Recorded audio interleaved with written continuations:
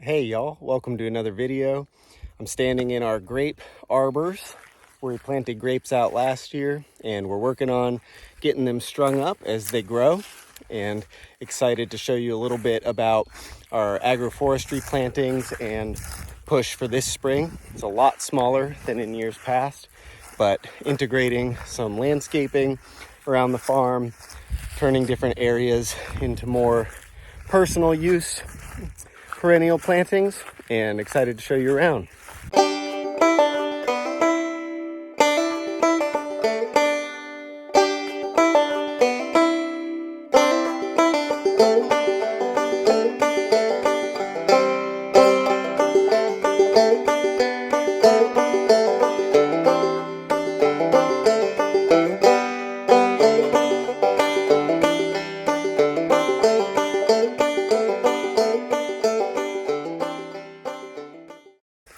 Make sure to like the video, leave a comment, and subscribe to the channel if you haven't already, and let's get into it.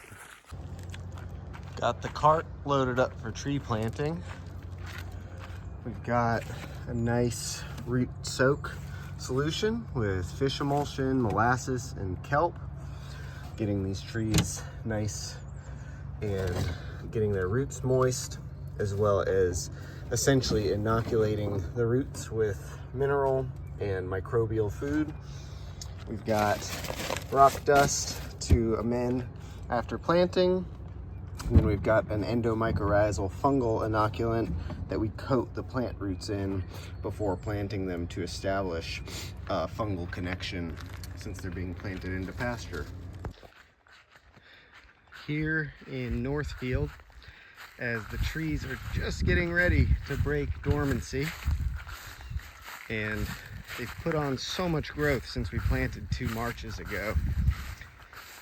We're really excited for this year, as year 3 can be a time where these trees transition from root establishment into really vigorous growth. Here's a mulberry, for example, that was just a little 6-inch whip when we planted them a couple years ago. And we mulch twice annually, giving them good substrate to continue to form a fungal dominant connection in the soil and to keep weeds suppressed. In such a vigorous pasture, we have a bit of grass popping up that we address if it becomes an issue, but it really hasn't yet with our maintenance. But happy to see these guys getting their spring mulching. Volunteers also helped mulch all 400 blueberries up on Blueberry Hill here. They did an excellent job. And this winter we've been moving our little homestead rabbits through the blueberry lanes, letting them graze, keeping the grass down. And this little batch is growing up nice. Hey guys. If you remember from early videos on the channel, I talked through our design a bit and how we really wanted to go very diverse in the plantings here. The general pattern in Northfield is alternating apple, Asian pear, pawpaw, persimmon, mulberry. And we have a hazel shrub planted in between each one. The trees are planted at 25-foot spacing on center from one another, with the hazel at 12.5 right in between. Another tree that's shown vigor, this apple. Liberty is the variety that was about half its current size at planting. And here's a hazel you can see. Already had some catkins hanging on from last fall. And another mulberry doing its thing. This one's nearing in on 10 feet high. When you plant so many trees, for example, in North, between the shrubs and the canopy trees, there's over 350 in here. You're bound to have some mortality we've been really fortunate to only see less than 5% each year since planting. And excuse me, in our first year, we opted to replace trees that died with the exact type of tree. But this year and moving forward, we're moving more to a strategy of assessing the most vigorous cultivars, the most vigorous species, and selecting for those. So we've had really good success with pears. We've had really good success with chestnuts around the farm. And although that doesn't fit the initial design, that's what we're doubling down on. So of the trees that didn't make it through last year, we replaced with Asian pears, some European pears like kefir, and Chinese chestnuts that seem to do really well here and are also foods that we really enjoy. In each one of our 12 lanes, we planted a native canopy tree that's going to outlive the fruiting trees. These are trees that live hundreds of years rather than up to 100. Right here, I'm standing next to this beautiful southern catalpa that's growing very quickly. And the thinking there is not only planning for our lifetimes or even the lifetimes of those that immediately follow us, but planting trees and trying to steer this landscape that in 100 years, in 200 years, it's a dappled mix of unique, useful native trees. We have honey locust, we have oaks, we have hickories, we have this catalpa. And the thinking there is that even if one day this farm was abandoned, we're setting the stage in the best of our ability. Nice looking Asian pear.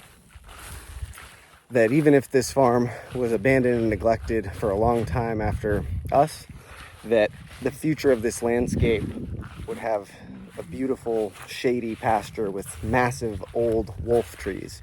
This is a quick aside in the garden. In my last video, someone asked about wind protection and accurately pointed out that our gardens are in a pretty exposed area to some that you see. And the answer to the question is yes, we are planning for perennial plantings to offer windbreaks and protection for the gardens, but balancing it with logistics and ease of navigating the landscape. So for example, here we're planning on putting in avenue planting slash windbreak of mulberries. On the other side of the garden there, we've planted a row of blueberries that will interplant with herbs and other perennials. We also have some places where we plant annual hedgerows of summer flowers. And in the south gardens, we've got a nice planting of willow live stakes that went in the ground last year and are already about 7 feet high. So we're doing some of our first steps towards developing a perennial nursery. We're taking our time because we have so many other things going on with the animals and the annual gardens, but we're doing what we can in the meantime to get some momentum going on this project. So in this bed here, our longer term plan is to plant perennials, as I've mentioned, and herbs, and have this be a unique, diverse home scale bed for us. But to make use of it now, as those plans develop, we went and planted a row of pawpaw seeds and chestnut seedlings that we'll be using here on the farm. Once they sprout, we'll dig them up. Once they put on some size, and plant them around the farm in the silvopasture, and the pawpaws in particular creating some unique hedgerows around the gardens. So that's it for today's video. Just a quick walk around talking about our plans with the agroforestry, some of the progress we've had this spring, and wrapping up documenting this week of big transitions on the farm. We're planting so many vegetables. The animals are in their brooders, getting ready to go out. The pigs are now wandering around their woodland paddock, and things are feeling very exciting here. Going to continue showing this spring and this whole season more consistently than last year, and I really appreciate you all tuning in. Please, again, make sure to like the video, leave a comment, and subscribe to the channel, and we'll see you next time.